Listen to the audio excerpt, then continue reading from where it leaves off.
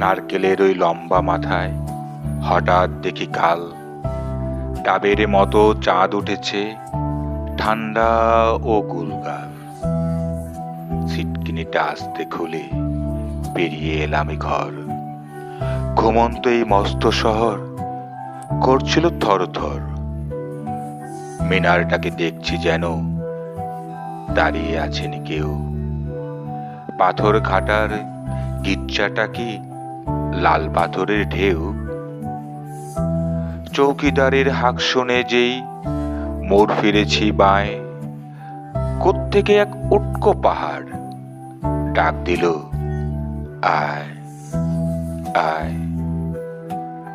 পাহাড়টাকে হাতে বুলিয়ে লাল দিঘিটার পার এগিয়ে দেখি জোনাকিদের বসেছে দরবার। আমায় দেখে কলকলিয়ে দিঘির কালো জল বলল, এসো আমরা সবাই না ঘুমানোর দল।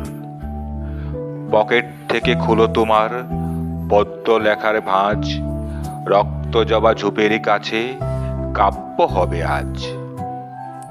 দিঘির কথায় উঠল হেসে ফুল পাখিদের সব, কাব্য হবে কাব্য হবে, জুড়ল কলরব।